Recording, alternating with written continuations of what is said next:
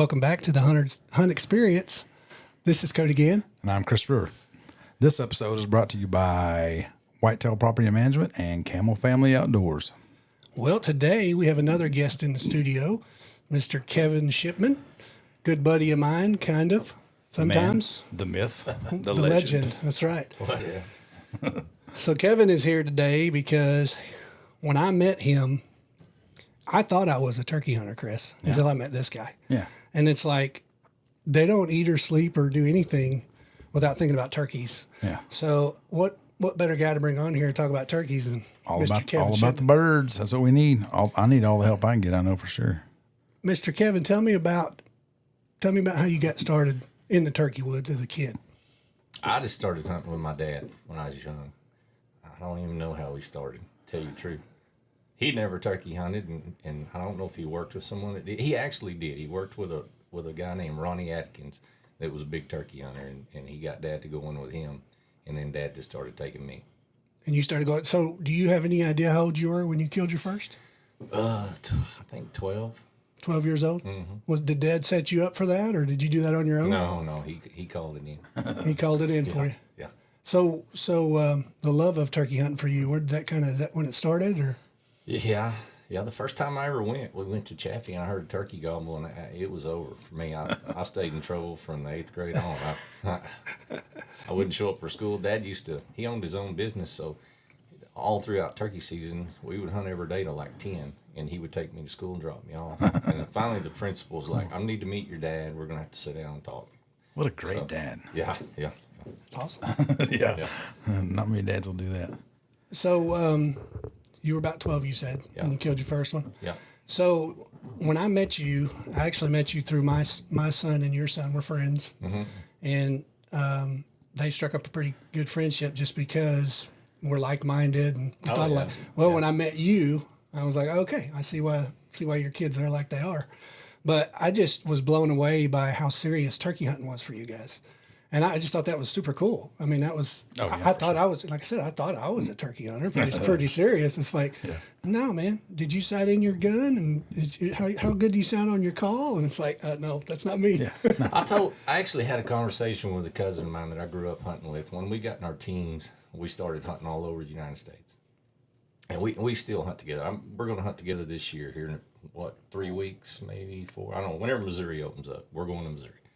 And anyway, we were talking the other day, and I said, we call this guy Squill. And I said, Squill, it's not even fun to me no more. I said, I dread it. I dread turkey season coming, and it's a relief when it's gone. And he's like, yeah, I know, I kind of feel the same way. He said, why do you still hunt them so hard? And I said, it's not a choice. I mean, I have to hunt turkeys. Yeah. Whether I like it or not, it's bred in me to hunt turkeys. That's what I do. So, well, you guys have had a lot of success. Your boys have had a lot of success. Do you have any idea on a number? How many turkeys you've actually taken? I used to write it down, and I honestly, what happened one time, I had Cooper can tell you, I used to carry a card in my wallet, and every time I'd kill a turkey, I'd put a mark on that card. And this was several years ago. I lost my wallet. I left it laying on the console of my boat, and I drove the boat back, and I lost my wallet somewhere on the highway. And at that time, and I hate to even give a number. Yeah, I'm not making you a number guy. Right, I'm just curious. More than two. More than I have. Yeah, it was 70 something a long time ago. Yeah. So I don't know. So that's I honestly don't know. That's a pretty good collection. Yeah, that's not too bad. I had a cousin that another guy I hunt with, and he keeps up with it. And one time he spit a number at me. We were just talking. And we'll talk between each other, but I don't like to broadcast that. I'm just a turkey hunter, and I'm no better than anybody else. I just love it. But anyway, we were talking one time, and if I counted up all the kids, all the people that I've been, like what I've seen die, over 200. Oh yeah. Each one of your boys by multiples, right? Tons. And as you get older, I think. No, don't get me wrong. I still like to kill turkeys, but it's almost as cool to see them die as it is to kill them as you get to that point when you've killed X amount of number of birds. Mm-hmm. Absolutely. I'm going to take a kid, I guess Saturday, we'll kill a turkey or he'll never want to go back. Because we're going to flat. I'm gonna make it a point for him to kill it. Yeah, one way or the other, it's going down. Well, see, and that was the thing when we went with you. So you actually went with me and Lexi, and we got Lexi on a bird for a couple years there. And my gosh, man, you like wore her. She was sleeping in my lap by midday. You guys had run her all over the country, but we were in birds every time. Yeah. And one of the most memorable, man, was last year, I think. And we went, and you and your buddy, who was it? Cleve Carter. Cleve Carter, yeah. And we got set up, and it was like, you had what, 3 birds talking? And it was just gobbles on top of gobbles, and one from this direction, one from that one direction. cutting the other one off. Yeah. And they were fun. They were set up behind us. And they couldn't see the bird in the field. Yeah. That's what me and Lexi could see. We were in a little ground blind, and this dude put on the biggest show. I'm filming, and it's like, this is fixing to go down. Yeah, we dropped back behind y'all. We fell off the ridge. This was a ridge field, and we fell back off the ridge just so we could pull the bird. We didn't want to be up there. And there was no reason for us to be up there. You had her with you and the gun. So we fell off the backside, and out of nowhere, we just hear a turkey blow up below us. Yeah. And I'm like, oh, no, this may end bad. Yeah. You know what I'm Here we saying? go. Yep. Yeah, and Cleve scoots over. He gets on his hands and knees. He bear crawls over and flops down beside me. And he said, this ain't going to end well. And I said, no, because this turkey's coming. That's below us. I mean coming. And it's 10 minutes goes by. He shuts up and boom. Boom. Yep. Cleve's like, this is going to get ugly. But about that time, she shot. So I guess the other turkey was coming too. But we'd quit focusing on that turkey. I mean, he was gobbling a lot, but we weren't. We were just like, oh, Lord, we can't get busted right here. And we weren't in the best setup either, because I couldn't No, actually not really. communicate with you guys. No, it was bad. And Yeah. I would try to look back there, and it's like, all right, Lexi, spin around. So I spun her around, and I was like, oh no, that's Kevin on the tree. Get back and pull the gun back. Don't It's shoot that way. That's twice I've had to go to the dirt. One time we were back over here and behind you guys, not too far hunting in a place, and Yep. had a turkey come up in my face. I heard him walking in the leaves, I thought. And then the next thing I know, he's at 10 yards, blowed up in my face, just staring a hole through me. And I'm kind of catch some movement on my right, and I can't move, but I roll my eyes to the right, and I can tell y'all are trying to get that gun ready for her, and I'm like, no. Have a wad and stuck in Yeah. Yeah, I had to call her off that one too, because he did. He come right right to in the there. call, It was huh? like right on top of Kevin. He Right on walked top of up to my head net and just stared through it. I had a bird like that in Missouri one time. My second trip to Missouri that did that to me. Came in, he was in front of me, came in all the way behind me, and next thing I know, I'm kind of looking at my right side peripherals, and he's like right here. Yeah, not good, right? Yeah. Well, see, that same day, probably the same turkey. Me and you had that talk. You had brought that turkey to you, and he'd left, and then we scooted down the ridge a little bit, and then it come up from below us. You remember that? And he's gobbling. He wouldn't commit. And Coop was with us, Yeah, he was. and you guys went behind us and started scratching leaves and everything. And I had Lexi set up straight ahead, and he popped his head just to the left of us. I was afraid y'all were set up on it. It was a pretty good roll right there in that Yep. ridge, and that's what we wanted. But I was afraid he was going to peek you, and that's exactly what I mean, he did. he went. I mean, stuck his head up, and that was it. Right. I kept thinking, I've me had and that Cooper happen was. many times. Yes. If you're not, when you get in a deal like that, when them turkeys go quiet, I've always said they're doing one or two things. They're either going straight away from you or straight to you. Yeah. So you've got to anticipate when they go quiet that they're coming. And that turkey had gobbled 100 times. Oh, yes. At least 100 times. Yeah. And when he shut up, me and Cooper were laying beside each other, and Coop said, he's on his way. I said, yeah, he's coming. And I said, he said, they're going to shoot any second. But I knew how they were set up, and that turkey was going to be in their grill. Yes. And I kept thinking, if they can't hear that turkey drumming or walking in the leaves, it's going to be a bad deal. Yeah. And you get your gun off a foot or two either direction in a deal like that. That's and exactly. It's a bad deal. And she had to swing her gun when she did. It was game over. One But- move and you're done. Yeah, You're done. and if you'll remember, we went back the next weekend. Yeah. And you called that bird back for me. Yeah. And I shot him out there, football field's length. Yeah. Longer than I would have. Kevin's like, 120 yard shot. Let's do Kevin's it. like, Cody, he's It only leaving. takes one BB. Cody, he's leaving. He's leaving. Do it now. Yeah.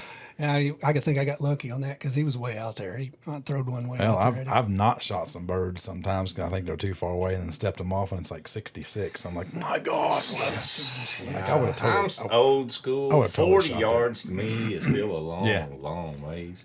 Even with the XRs, man. Come on. Yeah, I I patterned my can't gun help in it. 2 years ago for the first time. As far as like I put like a little red dot sight on it and never really, because I'm the same way, 30, 40 yards. That's, I'm not shooting farther than that. And I was nailing that thing with the XR number 5s at 60 yards. I'm like, oh, this is crazy. Yeah. I know it, Yeah. but we do the same. We shoot our gun. I'd be embarrassed to tell you how much money we spend on ammo and chokes Well, every year. you're not supposed to keep up with that. Every year, it's I told pitiful. him that last year. Don't keep a tally on corn. That's stupid. It's pitiful. But I'll never forget. We went to one year. We had these guns. We were shooting the Longbeard XR like everybody, and we went through every choke under the sun. We had these guns rocking. Anyway, we went to Nebraska, and the one thing we didn't figure into the equation in Arkansas is a 30-mile-an-hour crosswind, endless in Nebraska. And we got out there, and we get birds in there. Like you said, we'd shot paper enough that 50 was nothing. And we get turkeys in there, they hang up. Or out there, you do a lot of sneaking on turkeys. Yeah. And we would sneak on turkeys, and we'd get in there what we thought was 40 or 50 and empty a gun. And them turkeys just stand there because that lead shot was getting blown 3 foot to the right or left. Oh, yeah. You know? I wouldn't have thought about that either. Oh, it was pathetic. So still, I like 40. We've got, we shoot TSS now, and like you said, we shoot the burst fast fire. Yeah. And we put a lot of work and effort into. We want Try to to know get what them our out. guns will do. I don't like sighting in my turkey gun too much. It's not that fun. I'm just like, I kind of like say a prayer, like, please just let this thing be right where I need it to be. I remember we was right here in my backyard, and they wanted to shoot them. I had some old shell. I know they weren't old; they were last year's shells. Yeah. And I don't know if it was a shell or what. The gun blew up. Oh. We actually had a It shotgun did. blow apart. Yeah. Brand new, bought the night before. I don't know if we can say. I don't think we. Probably not at liberty to talk about brands. But Yeah. it's pretty popular brand. Yeah, and it was quite Is that interesting. right? Oh yeah. Scary deal. Definitely was. So turkey can be turkey hunting can be dangerous, man. I'm the guy that likes to watch the bird as long as I can before I kill it. So the very first time I went out of state, I was in Missouri and immediately got on a bird. And a guy was hunting with me. He was just we were kind of taking turns. Like, all right, short straw gets to hunt second, and the other guy gets to hunt first. Bird came in, and I'm talking probably 12 yards. And he's out there strutting, and like he starts hammering the Jake decoy, and he's just looking at me like, "Why aren't you shooting this bird?" I'm like, I'm just watching the show, This man. is awesome. This is so cool. And then he kind of lets down, starts kind of looking around. It's like, oh, he knows something's kind of weird here. Boom! I've had to watch the show like you're talking about, but it wasn't by choice most of the time. Yeah. Me and Cooper had 3. We got on these turkeys at daylight one time down south, and we chased them. I think it was 1 o'clock, and we finally got them turned around. We stayed on them all day. There was 3. Ended up being 2-year-olds with a couple of hens, and they just kept telling on themselves. And by the time we give up, say, man, this is it. We need to come back and hit them tomorrow. They'd gobble again. And here we'd go. And at 1 o'clock, these turkeys flew off of a bluff and across a big creek onto some private land. But they just, and we thought, well, they're going to cross county road and go into the government. We can make a big loop. We can get back on these turkeys. And Cooper's like, well, let's just hit a call and see what happens. So he hits a call and they just cut it off. Oh. And they actually come out of some woods, a strip of woods, and it's spilled to us, and we can tell they're alone now. And we thought, well, we got a chance. So obviously we have to stay on where we have to stay. So we've got to call them up here to this fence. Anyway, we call them to the fence, and they get up there. But we're going to pull a double. We've got all this work into this, so we're going to kill a double. Right. And literally, it's just stupid. These turkeys were so close that I could watch their wings fold the grass over when they were strutting, and just hear it dragging their wings in the dirt. But not by choice. I didn't like it. Cooper, I killed, and he missed. I felt bad. That's hard to pull off. Yeah. I killed one in Kansas like that, and it was kind of what you're talking about, having to walk away. The bird hung up. So I started just walking away, like, let me see what I can do. Scratching, doing a little calling. He finally started coming to me. It was, I don't even know what kind of weed it was, but it was probably about 24, 30 inches high. So literally I tucked underneath the cedar tree. All I could see was his head. And by the time he got to me, I'm talking, it's, Way close. 10 feet probably. That's the way these. And I shot, and my ears are ringing. Well, I couldn't. He just disappeared. So I assumed he dropped in the grass. And I got up and walked over there, and there was no turkey. Well, he'd kind of like flown on the ground about 15 yards through that thick stuff. But I was like, where did he go? Like, what happened here? But that was the closest shot ever. And I remember playing through my head, like, people say, like, if it gets too close, a lot of times that's harder than shooting them at 25, 35, 40 yards out. So, yeah, for sure. For sure.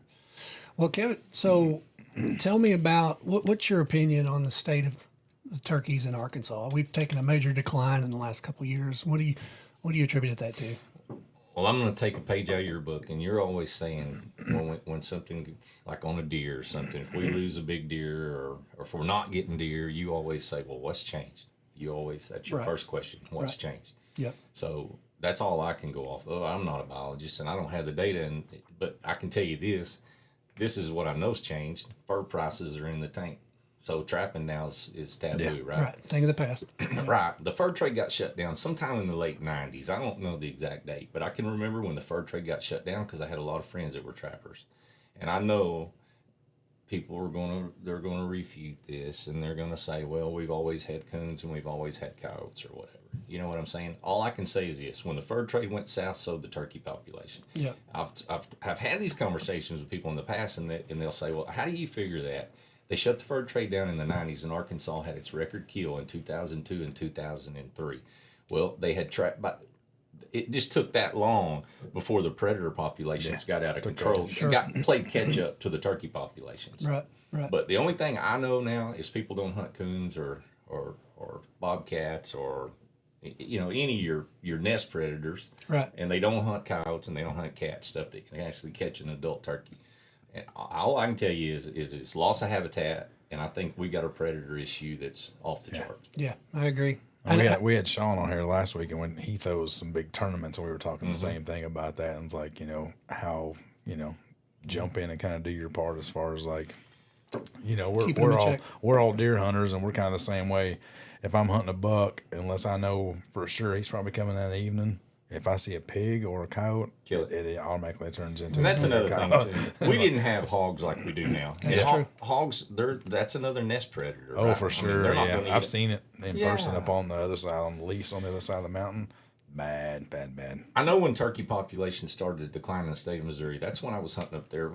Early on, I was guiding in Missouri, and then later, after that deal kind of went south, it was me and another guy were guiding for a cousin of mine that lived up there. Well, he got married and left the state. So anyway, me and my buddy would still hunt together, and we still had access to all these farms. And these were farms that you could go, daylight would break. I mean, I could throw numbers at you that you wouldn't even believe. I mean, we would wait till daylight because we didn't know which turkey to go to. They were gobbling so hard, so many. But he and I, when we started noticing that it was declining, was about the time we started finding broke eggshells, turkey eggshells on the cow trails and you know what I'm saying? And seeing coons in the daylight, and I don't know. I'm sure there's some biologist that's going to say I'm crazy, right? I mean, I think it's a predator problem more than anything. The weather's always been the weather. We've always had cold weather in the spring and wet weather in the spring. Yeah. I think you talk to almost anybody that hunts turkey right now avidly, and they're going to tell you the same answer because we talk about this a lot. Yeah. I have people come by my business, and we're talking turkey and talking hunting, and everybody has the same opinion of what's going on and why. Right. Because I remember, like I told the story, when I was a kid, I didn't really know how to turkey hunt, but I knew when I was working at a shop in Fort Smith, I'd go out to the truck and slam my door, and a turkey gobbled. I would be calling the shop and be like, hey, I ain't feeling good today. And sometimes there would be 5 or 6 blow up back there. And even in Missouri, my first trip to Missouri was probably 07, I guess. And, the sun starts coming up, and you're sitting outside your truck in a parking lot, and there's literally like 14 birds gobbling. Like, where do you want to go? I don't know what to do. I don't know what to do. Chris, we would hear 40 to 50 really in walking distance. Yeah, that's crazy. That makes it fun, though, man. Oh yeah, there's nothing like it. I said it last week. It's like I'd rather kill a deer, but I'd rather hunt a turkey. It's so much fun. It really is. When you hear those, especially when they're coming to you, you're working the bird, and it's a chess game as far as that goes. Like it's same thing with a deer, but only it's audible. You can kind of tell what's happening with a deer. You know, it's always like, oh my, he's right here, or you never see him. One of the two. Am I saying predators are the number one? I don't know. I can't prove that. You know what I'm saying? But it's got to be close to the top of the list. Are there other variables? There are. Habitat loss. I mean, think about it. When we were kids, if someone owned a farm, it was probably at least 100 or 200 acres. Yeah. Now somebody's got a farm, it's 40 acres. Yeah. Yeah. You know, and it's everything's about clear, cut. Yeah. You know, I mean, habitat loss. I think that's why in southern Arkansas you saw the turkey population rebound when they started clear cut and hardcore. I mean, you got to have nesting grounds. Yeah. Yeah. Right. I think it's you know, I got a bunch of guys that work for me that hunt Scott County, and they clear cut, they burn, they do a lot of stuff up there, and they say there's quite a few birds up there still. Yeah. So I mean, that's not too far away. So Right. habitat's pretty huge. I agree with that for sure. Well, I think too, like on the predator side, you know, 20 years ago, not everybody fed corn. No. You know, now it's like anybody that's got private property that's a hunter is feeding corn. Yeah. And you know, the coons alone exploded, plus the hogs now, and now you got hogs everywhere. So I mean, you think that's got to play a big role in it. Well, for sure. if people don't think predation's a huge problem, nest predation is a huge problem. Go take a camera out. I tell everybody this. Go anywhere that someone will allow it and pour a 50-pound sack of corn on the ground and put a camera up and see how long it takes to have 10 coons. Yeah. You know, and that's any and everywhere you want to do it. Yeah. Yep, you're exactly right. All right, so Kevin, so if somebody's new to the turkey hunting and in the state of Arkansas, or it doesn't have to be in the state of Arkansas, what kind of tips would you give somebody starting out in the turkey woods right now? Patience. Don't get caught up in the whole, you know, a turkey call's a tool. And I think too many people new to turkey hunting think that being a good caller or turkey call, there's some magic call or some, it's a tool. Right. I always said on the turkeys that we've killed, we 90% had them killed with where we sat down. Yeah. We used the call to manipulate them the last few yards in the gun range. But we could almost kill that turkey without the call, or could have killed the turkey without the call. But I think new hunters get hung up in calling, Right. and that's not where it's at. Well, you know, I've told you, you know how I started. I didn't even call at all. I found them on the roost. Yeah. I hooted. Yeah. I sat up next to them and waited for them to pitch, and that's what I thought you were supposed to do. And so they can definitely. I think it's definitely set up a lot of time. Patience. You know, right now, I don't know if you watch a lot of YouTube stuff or whatever, or anything that's out there. It's all about lack of patience, run and gun, call real loud, call a ton, you know, they Scoot and shoot. like run and gun and I love the scoot. bass fishing. I'll or start whatever. knocking that. And I can tell you this, as far as killing a turkey off the roost or killing a hard gobbling turkey coming in like once in a while, everybody wants to kill these long spurred turkeys. I tell my kids all the time, I don't want to hunt a long spurred turkey. I want a 2-year-old with 3/4 inch spurs that gobbles every time his foot hits the ground. It's fun. That turkey's fun to me. Yeah. But patience, I think, is a big deal. People don't have patience, and they think calling is the end all be all, and it's not. I'm gonna tell you, calling will cost you as much as it helps you. Yeah.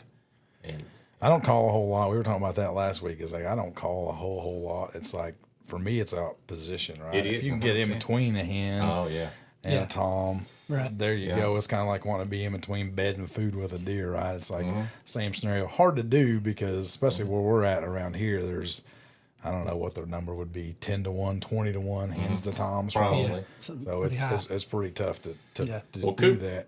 Coop last year, he killed 2 turkeys out of state on a place that was unbelievably pressured. Yeah. Like, I mean, like I don't even know why he wanted to hunt it, right? I mean, like, but he ended up doing pretty good up there. And what he would do is he would go in there in the mornings and instead of hunting. You know, most people hear turkey gobble and they take off jogging through the woods. Oh, yeah. Well, he spent a few mornings up there doing nothing but listening to the turkeys and seeing where they were going. Yeah.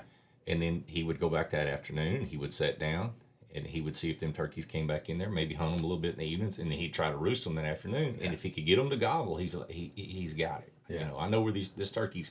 Oh, yeah. For the most part, he's roosting up here on this ridge, and he's going this direction. Well, both times he scooted in there hour and a half before daylight, and he got in front of those turkeys. Did he call them in? Yeah, he did. But he just a call or two, and he just just enough to say, hey, hey, take a peek, take a peek, you know.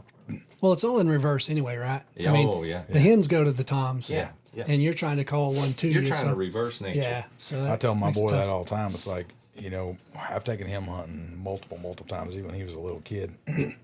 Port Chaffee, and a lot of times, and sometimes on public in Missouri, and we'll have a bird just going and going and going. So you talk about being a good woodsman, but a lot of times you go into a place, you roll in after a 10-hour drive, and you set up there, and it's like, man, this bird will not come to me, So let's try and circle around. And you start circling around. It's like, oh, there's a 9-foot bluff right here, or a big creek, or something you don't know that's there. Structure. And it's like, man, knowing where you're hunting. Because talk about like not calling that bird I killed 2 years ago. It was literally like I knew where they were going to roost, so you can set up on it, and I never even called once. And then the year before that, it was kind of the same thing, a little bit repetitious, but he was kind of going away from me down the ridge a little bit. So I called maybe 2 times, and you just sit there and wait. So if you can work in the right position, you know the land you're hunting on. Yeah, that's pretty huge. I'd say 90% of turkeys killed, whether the person knew it or not. It was being in. It's being where they want to go. You've got to be where they want to go. I mean, that's just the deal. If you're playing catch up behind them all day long, it's probably not going anywhere. Or where the hens want to go. We ran into a deal last year up on the mountain, and took the boy. It was his turn to go, and we had a hen cut us off. And you know, I'm sure you've seen this 100,000 times. But like if the turkey, he was behind some little bitty pine trees. And it was a real thick area. And we could hear him spitting and drumming. And I wasn't calling because I was waiting for him to just cross our path. Well, the hen started going the other direction. And instead of stepping 2 foot out in front of this little pine tree thicket, he goes straight away. So I said, you know, stay here. I'm going to start circling back around. And then I texted him later, like, shoot to the bottom. But it's like, I literally needed, 11 inches, and that would have been a dead bird. And it's like, it didn't go down. Like, oh my gosh, All right, Kevin. So have you killed all the species? I have not. I've not killed the Osceola. You've not killed the Osceola. So do you have a particular state that you think's better than another? Are they all on the decline? That's the question. I mean, they're Kansas is not Kansas anymore. When we went to Kansas for the first time, me and Jode, it was like, okay, there's 5 strutters out here. This is the public piece. We'll come back in the morning, and it was like gangbusters in there. And now, the last 10 years, say it's probably 10 years ago. That don't happen. You don't see that anymore. We travel, and I've been traveling for years. And now the boys are old enough that they travel. And I don't know, the cousin I was talking about earlier, we call Squeal, we were having this conversation. And he travels. He's a traveling turkey hunter. I've been a traveling turkey hunter since the 90s, I guess. But anyway, he and I were having this conversation the other day, and he's going to a new state this year. And he asked me, he said, man, basically the same question you asked, what's your favorite state to hunt? And I'm going to be honest with you, and it's horrible because, like you said, we don't have any turkeys, but it's Arkansas. I like to hunt Arkansas. Arkansas is my favorite state to hunt. Oh, for sure. Stay at home. Yeah, I like it here. Yeah. I don't know why. I think because that you just know it. You feel like you know it. Well, you feel like if you kill a bird in Arkansas, too, you're like, I'm a pretty good turkey hunter. Cause you just hunted the same ground enough that if you hear a turkey, you just kind of know. Yeah, it goes back to knowing what you're doing. Yeah. Well, go ahead, Chris. Well, I was just going to go back to something when I first started turkey hunting. I want to ask you how you play this scenario. When I'm in other states, Kansas, Missouri, all that stuff, I don't have an elaborate setup, but I set out a couple decoys. In Arkansas, I don't hunt a decoy at all. Right. Because every time I would put out a decoy, and this is including youth season with my son, we blew out something from he's 18 now, but at the age of 6, I kept thinking, man, what are they doing? They're spooking. What are we doing? And once I pulled decoys, we started killing birds. So what do you do in that situation? Is it state to state? It's rare that it just depends. Every situation's different. Yeah. I don't know. I'll tell you, I'm not a fan of a red-headed decoy of any kind. Right. I've ran a lot of turkeys off. Had turkeys coming in gobbling hard. Yeah. Just should have been dead, and they peek and see the red. Jake decoy. It didn't matter. It was just a red-headed decoy. Yeah. And I've had those birds cow down and turn around and sneak off. I'm not a big redheaded decoy guy. But there's a place for a hen decoy. Yeah. I mean, there's still a place for it. So I don't know a whole lot about the decoy deal. I mean, like I said, I'll go in and I'll just throw up a Jake and a hen. And it's been successful for me in Kansas and Missouri. But in Arkansas, I feel like I don't care what, I can put out one single hen. And when a Tom sees that, he's out of there. Like, and I don't know if it's because I'm so thick where I'm at and he gets spooked by it or Something. I don't know what to do. So I don't hunt decoy. That's why I guess most of the birds I kill are 15 yards away because I don't fly a decoy. I just let them get right up on me. Normally, a decoy is going to be in a situation, big, gigantic open timber that you can't find a roll or a rise or a bench. Okay. Cow pasture type deal, you know. So maybe that's why I've had success like that. Yeah, because that's where most of mine took place. We've got a particular spot in South Arkansas, and they'll roost on this creek, and they'll pitch out into some pastures. And without a decoy, you're in a bind because they'll land out there at 80, 90 and just blow up. So that's why I'm saying Kansas and Missouri, that's why I hunt. I normally hunt. You know, you find the creeks, they're usually roosted there, they're flying, they're pitching down into the fields, and I'll try to get in like a little cove area back there, and it's always worked for me. Sometimes not first thing in the morning, but by the time he gets done with his first hens, he's coming back to me if I don't mess it up, you know, before. Yeah. Well, see, I've had that rare occasion where I had a couple of decoys out, and this is on a property I used to hunt, and I took the kids, we had a ground blind, and the hens were terrified of the hen decoys. I mean, I've seen it go both ways. Yeah, they went way around. They get hyper aggressive, or they'll skirt them. Well, and they skirted them, and they went way up in this corner. Well, out steps Big Boy and the Jake with him, and you know the hens take them off, and I'm like, oh my gosh! So I crawled out there, grabbed them decoys up, and put them behind the ground blind. We got back in there. Well, sure enough, here comes the hens, and guess who's in tow? And that's how Luke killed that big turkey he's got, you know. So I think, I don't know, I can't prove this. I don't have any proof of anything, right? I mean, all I can go off of is what I've seen over the years. And I think turkey hunting has changed. And it's probably due to lower numbers, more pressure from people. Right. You know what I'm saying? Yeah. But decoys, you used to, you couldn't, I wouldn't go to the woods without one. Now, not so much. Like I said, it's a situational deal. Is he in a pasture? Is he, or is the timber too? You know, look what a turkey will do. My experience with a turkey that's been hunted a little bit is he wants to try to see where you're at from 80 or 100 yards away. Yeah. You know what I mean? And if you don't have something, you know what I'm saying? If you can put a rise, a ridge, anything in between you. Yeah, that's been my strategy. That's what you got to do. On the other side of the mountain, it's like it's super thick in there, so I'm going to try to make him come over this little. And normally when you shoot one, it's like you just see the head, and that's it. I don't wait for the show on those. Like I got to get this thing rolling. But I agree. Let me ask you another question. So you're basically hunting all day long. Difference between morning setup and evening setup? Any difference on how you hunt a turkey in the morning versus evening? There's no difference. No. In the afternoons, we don't expect to hear a turkey gobble, but if we do, we expect to kill him. Right. Yeah. You know, so we'll hunt the afternoons, and there's always that part. You know, there's always a. You know, you can break it down from like pre-receptiveness or whatever, you know what I'm saying? I mean, you got all the stages. There are 4 stages through the breeding season, but when you get in that ladder, that back stage where them hens are actually going to nest every day, you know, they're not just tailing behind them hens from daylight till dark. Right. You know, where they're actually breeding them hens are going to their nest to lay an egg and stay put till that night. You can catch them turkeys alone in the afternoon once in a while, and you can take a turkey that's unkillable, and he gets real stupid real quick. So, well, you had done that with Lex on a property when I think there was like 5 of us on that hunt. I think all the boys went with us on that one. Mine all want to go. They don't care. Yeah. They just sit back there and listen. They want to go. Well, and you told me, I remember, dude, if we get one talking after lunch, he's gonna die. Well, the only reason he didn't die is the fence line hung him up. Remember that? And they were above us. The woods were too open to get up on top. Yeah. And we didn't have access to all that property in there, so we were handcuffed below them turkeys in there. That's normally the way it works. Yeah, they're on private.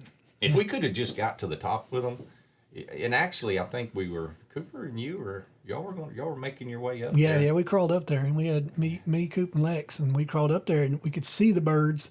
But like I said, it was right across the fence line on the neighbor there. Had a guy drive up there. And then the guy drove up and opened his gate, and they're like, okay, that's over with. Yes. That's how that goes. But Well, for me personally, I want to know. I struggle on the other side of. I got a lease on the other side of the mountain, and I pretty much get on a bird every single time I go up there. And I never. It's so thick in there that I never even get to see the bird. And I've done every trick I know to do. I've walked away and called. I've scratched. I've circled around the other side, switched to a different call. Been a different turkey on the other side, and I cannot get that bird. Any of those birds up there killed on that side. Except we came super close last year, me and Luke. But so what do you mean? Like it's super thick. So is he roosting over super thick? Kinda, yeah. It's the flattest part up there, not too far from where we are right now, actually. But there's normally about 4 or 5 birds in there, and that's normally why I go to Kansas. I'll hunt those birds for about a week. I'm like, forget it, I'm out of here. What I would do on a turkey like that, what I would probably do is like Cooper likes to do. I would go over there and probably leave my gun at home. Or in the truck and listen to him for a day or two. And then I would go up there and I'd buddy hunt him. I would put a guy 50, 60, 70 yards. That's one thing I haven't done yet. I took one of the Jody with me, and because I was like, dude, I've never had this happen to me before, so I took him up there with me, and he just kind of like, that's what I would have done. So it made me feel pretty good about my skills, but we still didn't kill the bird. We almost got killed by a 300-pound hog while we were up there. But we didn't. Well, this is something else too. I think every turkey's killable. It's all about timing, right? Turkey hunting's all about timing. Any turkey can be killed. Any turkey, the unkillable turkeys are easy if you catch him in that little window. Right. So it's about timing. There's no unkillable turkey. You just. Well, I'm kind of the attack guy too. I'm gonna give him as long as I can give him, and I'm going in after him, and then I'll never see him after so long. It's okay. I'm gonna see if I can I'm gonna black snake him and get in there. And I'm the opposite of that guy. I'm the guy that'll I'll take a lot of naps in the woods. A lot of naps in the woods. I've done that before too. And wake up to hear them drumming or gobbling or whatever. Well, I got a friend of mine. We were in Kansas. No, I think we're in northern Missouri when we were up there. But I'm a guy I'm going to go to the bird that's hammering the hardest. If it's 100 yards away or 2 miles away, I'm going after that, that bird. And he's I'm going to kind of be here pretty close to the truck type deal. And he killed one before I did, and the birds woke him up. There was 3 of them in there. And he woke up, and I heard boom, and we had walkie-talkies back then. And he got woke up by some turkeys. And that's one way to hunt, just go sound asleep. Well, that's the thing. You'd ask that question, what would you tell a new turkey hunter? Enjoy it. And I was having a conversation with a friend the other day about it. I think too many people turkey hunt now, and it's like, I don't have the words for it exactly, but I see a different kind of attitude towards it or what. I mean, whatever happened to being, what's wrong with taking a nap in the woods or enjoying seeing the you know what I'm saying? Being grateful. Just hang out and enjoy it. It's not like, let that pressure go, right? I mean, we had a time like that in Kansas 2 years ago. Me and the boy got to go. He was playing travel ball. We had a weekend off, and we had roosted these birds. They pitched down. We had 2 options: they can come right to us or go across the creek into another field. Well, they went to the other side, and I was like, hey man, we might as well just chill out for a while. And he was pretty upset about it because he thought we were going to be, we only had 3 hunts before we had to get back. And all of a sudden, sun's coming up and everything, and there's like, we're sitting right below a bald eagle nest, and those things start flying and screeching, and we look at those things, and it was kind of like, oh, this is awesome. Who cares about turkey hunting? This is so cool to have these birds flying around us. I can go from turkey hunting to mushroom hunting pretty quick. Especially up there. I've done that before too. And then by the time I'll end up getting on one of those noon birds, and all my mushrooms are smashed. Shed hunting in western Oklahoma, that was a big deal. If you could find the deer would beat those trails down, look like cow trails coming up to the fences. Well, when them bucks had jumped in fences and hit the ground, they dropped their horn. Shake it. So we were supposed to be scouting for turkeys. Me and one of the other boys, I had a cousin called, man, y'all want any sign over, whatever. Well, we don't really know. We're walking fence rows, picking up sheds. But that's a deal. I think people just need being to in the woods. And have fun. And turkeys, it's all about timing. I mean, there's no magic potion. There's no secret. Yeah, it's a good time to be in. So it's one of those deals where kind of like you said, we're out of state. We got 3 hunts ago. I'm trying to get this kid a bird, and all this pressure's building up, and something went wrong, and the next thing you know, it's like, check out these eagles flying over. So the sun's coming up and they're squealing, and it's like, this is amazing. We have the ability to hunt out of state. Yes. And number one, number two is now we got 3 bald eagles just flying over us, and turkey's going to be gobbling, and we ended up not killing that whole trip, but it was still like, it was pretty humbling. Like, it's not all about. You sang the national anthem while you was there. I probably should have. Feeling pretty good about it. I probably should have. Well, it goes back to kids for me. For a while, it was more about, let's figure out some way to get a kid success, because me growing up having success early as a kid makes you an adult who wants to do it. Yeah. You know what I mean? And so it was like, well, let's figure out a way to try to get kids on it. And even though Lexi's still not killed a bird, but we have had some fun. Yeah. Just fun to be in the woods and chase and run, and that one got away and that one got away, but it was exciting. Well, here's my opinion on that thing too. It's like, for me, how I was with Luke, right? It's like, we're hopping in, deer hunting gear, the turkey. We put 13 miles on today, and it's like, to me, if it's too easy, I ain't gonna want to mess around with it. In the future, as an adult, I don't think it's sustainable if you put a kid on a bird year after year after year after year. When they turn 18, 19, 20, if they didn't have to work for it, it's not sustainable. I don't think. I don't think so either. And I'm going to tell you something else too. If you're an aspiring turkey hunter, taking kids is one of the best things you can do. Oh, for sure. I'm going to tell you something. It'll make you a better turkey hunter, because if it can go wrong, it will, right? So you're constantly, your mind never quits racing. I'm wore out after taking kids, because I'm constantly thinking of, hey, this could happen. So what am I going to do? Yeah. Your mind. It's almost like when they were little, right? If they go up on that bridge, my mom was always like 10 steps ahead like that. Yeah. But when I'm alone, I find myself just, going through the motions a lot of times or whatever. But when you got a kid with you, boy, you're having to. Well, see, I got that way deer hunting. It's like, okay, I've killed a few deer in my time. It's like, all right, let's get somebody in here. Yeah. Let's enjoy this with somebody else. Oh, yeah. And that's, even me and you talked about that. It's like, man, if you can bring somebody else in and experience that with you, it just raised the. Well, my kids all grew up, right? So they obviously they didn't want to hunt with me anymore, right? I mean, they want to be in camp. You don't know nothing. Yeah, they want to be in camp, exactly, but they don't want to sit beside you. They're killers. They're all killers. And I've told more than, I almost quit deer hunting last year. The year before last, I'd made up my mind. I'm just like, I don't even want to do this anymore. It's just something about. So I'd lost something for me, Yep. And then it dawned on me what it was. I wasn't sitting beside. That's what it was. I didn't realize it, but taking those kids was the driving force. Absolutely. The memories behind that. I mean, it was just fun. I aggravated the crap out. My poor kids growing up, man. You don't know how many times I would just hit them with, "Oh my gosh, don't move, don't move, don't move." And, well, whatever, Turkey hunting was the same way. I'd tell them, "Don't move, strutter." Oh, you don't know how many birds my boys messed up because of that exact same thing right there. And he'll turn around, even sitting in my lap those days, and like turn his head around, and look up at me, and then beep, he's gone. Like, yeah, that's all it took. Yeah, that was all she wrote. But to think about, it's kind of cool because my boy is 18 now, and it's like, if we're alone on a fishing boat or on a golf course or taking a drive somewhere, and it's like we get to talking about, hey, it's almost turkey season. It's like, Dad, remember when? It's like, yes. Even some of the things that, like, the other day, it was like he almost got bit by a copperhead while we were sitting down one time. And it's like, I've kind of forgotten about it, but those are the, it wouldn't have been funny if he had got bit, obviously, but.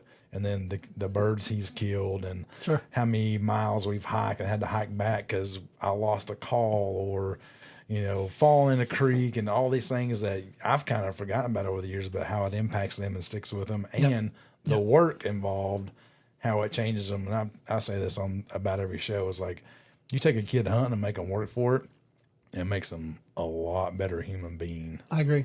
Down the road. I mean, I swear by that. So. Well, and it just make, you know what I'm saying? They got to have some desire. Yeah. They got to want to do it. And like you said, if they kill one every time they go, it's too easy. Yeah. Like you said. I tell that story all the time as a kid. First time I ever squirrel hunted, I killed 5. Yeah. Didn't want to do it anymore. First time I ever rabbit hunted, I killed 1. I didn't want to do it no more. And it's like, something you have to work for. It sticks with you. And you know, we laugh about it all the time. It's like we're deer hunters and we fail 99% of the time. Yeah. But we keep coming back. We keep coming back. Yeah. You know, and it's like I think that's what people want ultimately. Yeah. You know? You want that strategy. And I mean, that's for me, that's kind of the way it is. But if it's, I mean, but I see a trend in the deer hunting deal right now to where a lot of kids are getting put on deer quickly and easily because they want to put it on Facebook, and they've literally, you know, got, you know, driven out by a four-wheeler and they're just wearing sweatpants and they haven't walked and crossed the creeks and hiked and looked for sign. They're just like, let me get you in here and let me get your picture. We're hunting and let me get you a picture with your buck. And it's like, it's not sustainable, guys. It ain't gonna work if you just do that. I think my kids are, I mean, probably genetics, right? I mean, I think some of that's bred in your kids. You know what I'm saying? I agree with that. You breed a blue tick to a blue tick, and it'll probably tree a coon. You know, I don't know. But from the time my kids were little, I've always told them, you know, everything we people say, well, you eat what you kill. Well, we do to the nth degree, right? I mean, like we eat deer meat at my house. That's our protein source. I mean, I think we're all on that We're ship. the same page. Oh yeah. So, but the kids, you know, I mean, I made it more than just killing a big deer. You know what I'm saying? I wanted them to shoot does and little bucks or whatever, and they knew that. Hey, me killing a deer, we put our own deer up, so they knew that. Yeah. You know, we're helping, we're working. There's more to it than just shooting a deer with good horns, right? Yeah. That's always good, but I mean, I think you gotta, and especially, you know, we talked about how hard it is to get a big mature buck down or an old turkey down. It's the same thing. It's tough. So you got to put in the time. Either, you know, you're hiking in miles and miles and miles, or you're working on the land, or you're, you know, whatever it takes to get that done. If you're on private land, you know, it's like, I don't know. I just see a trend going. Yeah, you know, I get it. It's just way too easy for these kids, you know, to get it done. And microwave ovens, you know the deal, right? Right now, I want it now. Yeah, I can tell you, my boy has been, you know, shivering to death and, you know, hiking in, you know, wading in the mud up to his knees that we didn't know was there. My kids were either going to love to hunt or they were going to hate it. Because it was that's probably perfect, close to child abuse at times. I agree. People sitting over here. We would leave out. When people talk about, I'm going to go hunt. You know, most folks, I think, hunt till, like, I don't know what they do, mid-morning. I'll just say that.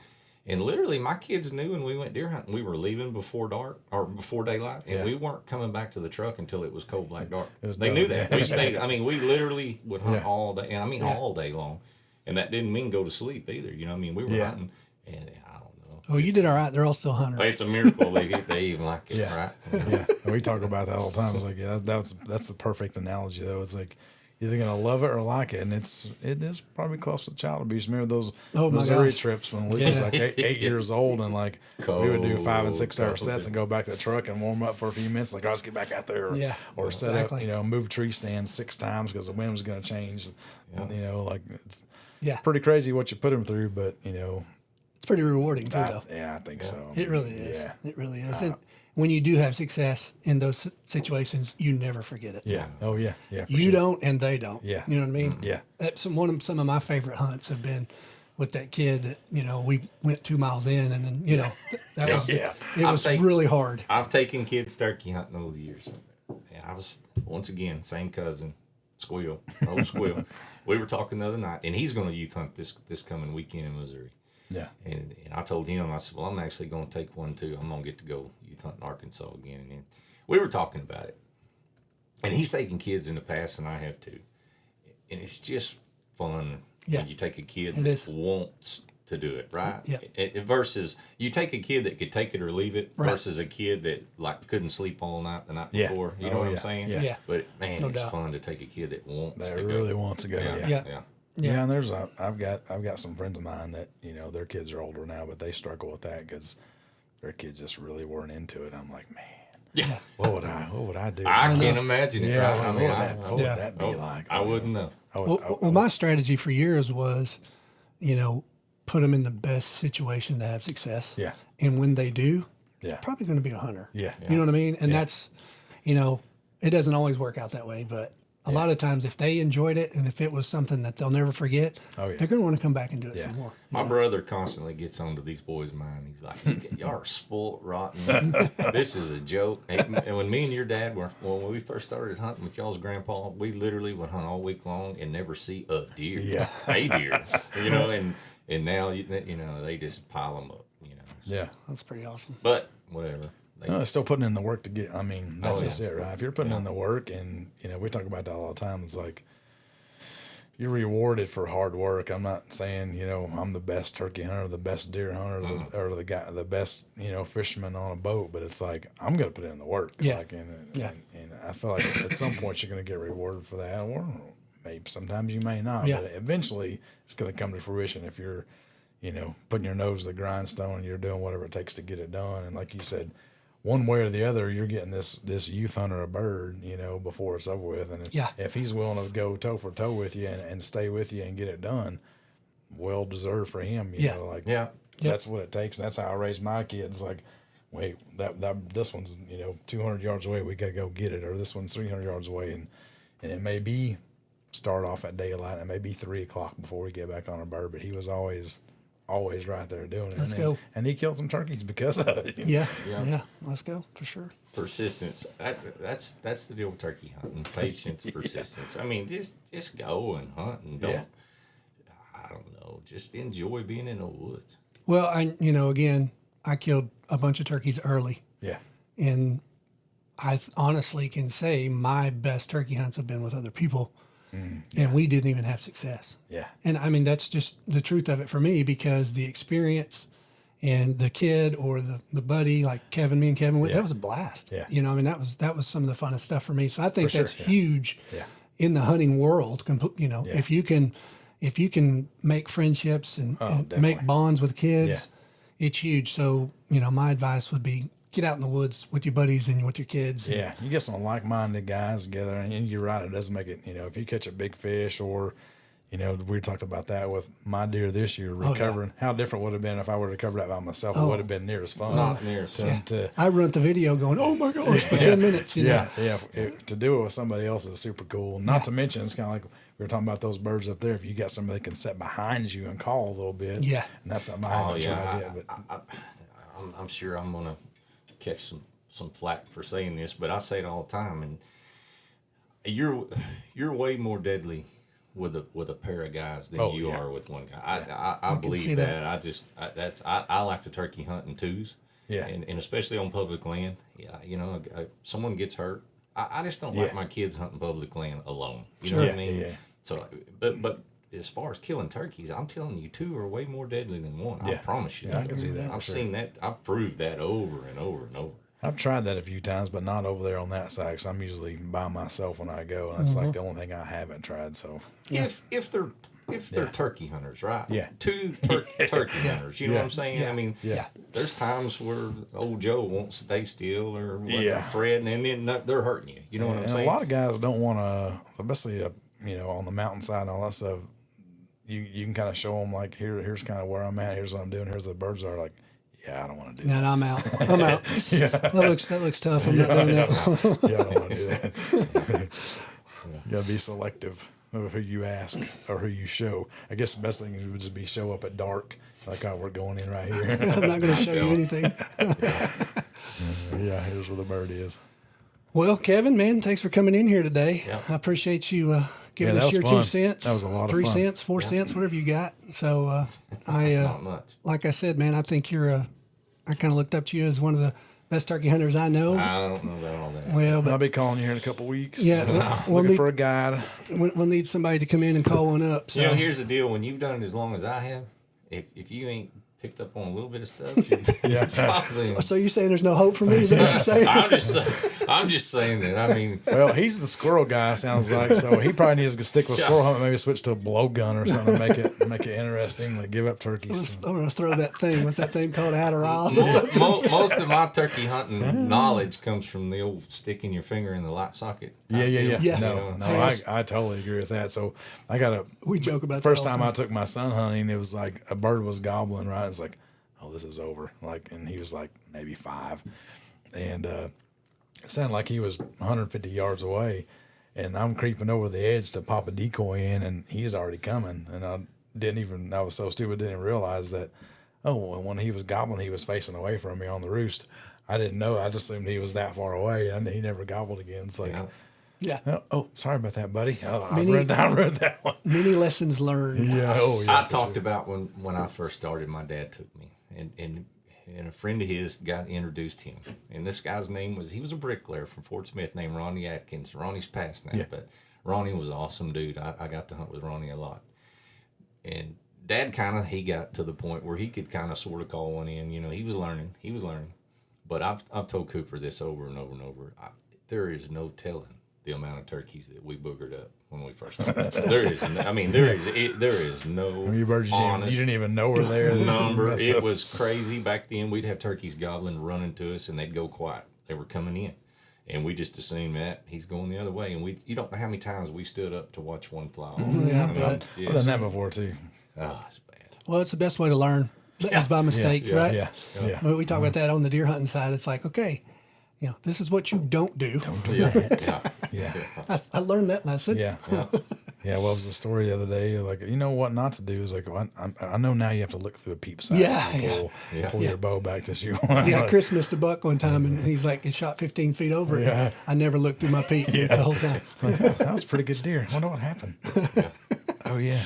Lessons learned, right? Yeah. Lessons learned. Yeah, it's a good place to learn lessons in the woods. It is. It really is. Yeah. It's just an awesome experience. Hey, that new turkey hunter too. Go pattern your shotgun. Go shoot your shotgun. Yeah. Find out what it'll do. Yeah. Maybe. Well, Kevin Shipman, thanks for being here today, buddy. Yep. You have been on the Hunt Experience. We want to thank everybody for listening. It was a lot of fun. It was. Learned a lot, man. Just the good and bad. Yeah. Probably more bad. I want to thank everybody for listening. This has been a Hunt Experience. Thank you. Thanks, guys.